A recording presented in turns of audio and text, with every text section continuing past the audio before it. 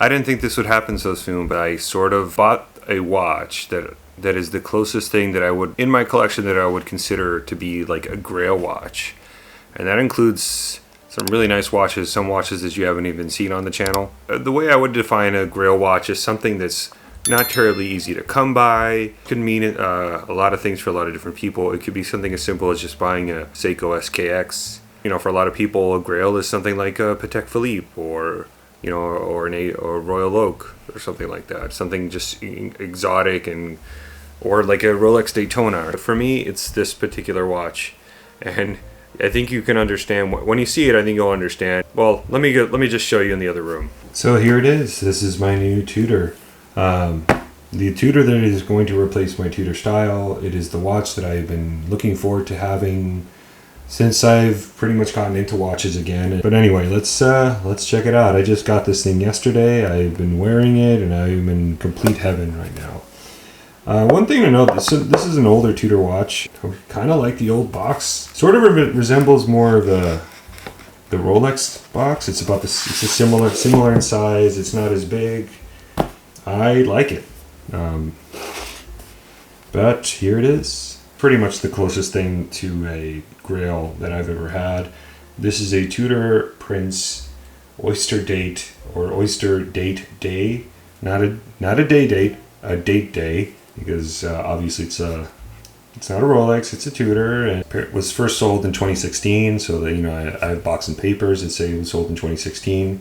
This watch came from the Hong Kong area, it appears, which makes sense because these watches were sold in Asian territories for much longer than the States. They stopped selling these a long time ago here. I don't know the exact date, but it's been maybe the mid 2000s that they stopped selling these in the States.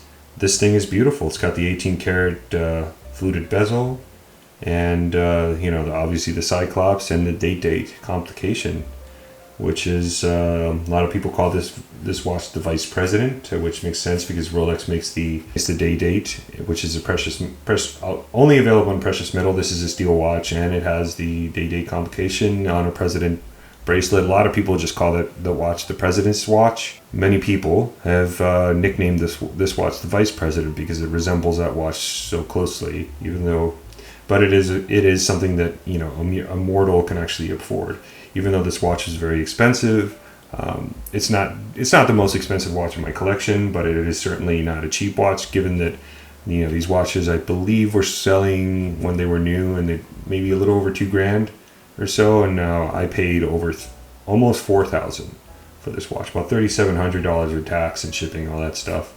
So paid a little more than retail. This is what they're selling for to get a watch in this spec. With the silver dial, with the markers. This is what you got to pay right now because they don't make them. They're just getting harder and harder to find. And when I bought my Style, I was looking at these, but I was thinking I don't want to take the chance. But then I went on Chrono 24 and I found this one, and it works out. It's got the compression clasp there. I got box of papers, and the seller just recently had this watch serviced in May of 2023. So I actually put it on my time grapher, and it is like spot on at plus 2 seconds per day. Super accurate. I got a couple extra links here, and this is quite a find in my opinion. Even given I did pay a good amount of money for this watch, but I feel like I got a solid deal on it. And these, unless Tudor puts out another watch like this, which I don't see happening, I think these watches may continue to appreciate at a slow pace, because especially ones in nice conditions and later model ones. This is a 2016. It's like buying a new Rolex Datejust from the 90s, basically, but with the day date complication. Here I got my new Tudor Prince here. Got my Style there, which I will be getting rid of soon. And just to show you that I've been kind of chasing this look for a while, this is my Seiko SNKL15, I believe that's what it's called. And as you can see, I essentially called this watch perfection in my review. So as you can see, I've been wanting to get a watch just like this for a while, and that was my attempt at that. And now I have what I would consider to be the real thing. The Seiko is pretty much an homage of the Rolex Day-Day, you know, or it takes a lot. It borrows a lot of cues from it. It's just very similar, and but yeah, that goes to show you. But again, what a value. But $100, maybe 140 with the bracelet, the aftermarket bracelet that I put on it, looks fantastic. Let me just put it side by side here. I mean, this watch is essentially like a 30 times more the cost. I mean, if this makes you happy, then, you know, don't bother getting that one. But I couldn't stop thinking about this one. Again, this is sort of the closest thing to a grail that I've ever bought. And here we got my Tudor Glamour, which, you know, again, it is also the Date-Day, has a Date-Day complication.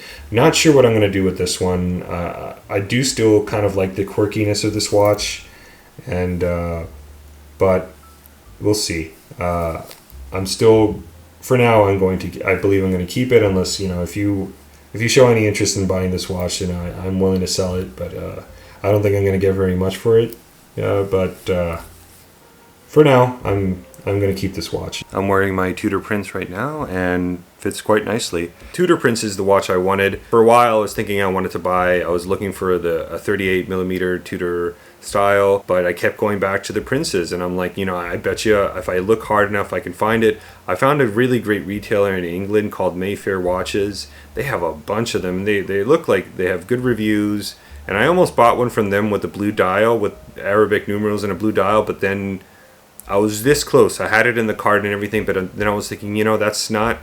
If I really just wanted the specs. Wanted a silver dial with the markers, stealth wealth kind of spec, simple and yet elegant. And I didn't want the yellow gold ones. The stock bracelet on the steel and gold ones, it has one line of gold, very similar to my Tudor Glamour, and I would rather it be 2 links of gold instead of just the one. I definitely want to make a longer video about the Tudor Prince. It just has so much heritage. Essentially, the watch was put out in the early 1950s, essentially the same design. I feel like I bought myself a new old stock Rolex Day-Day from the 1990s. If you have any questions, leave them in the comments. It really helps a lot if you can like and subscribe, and I'll see you in the next one.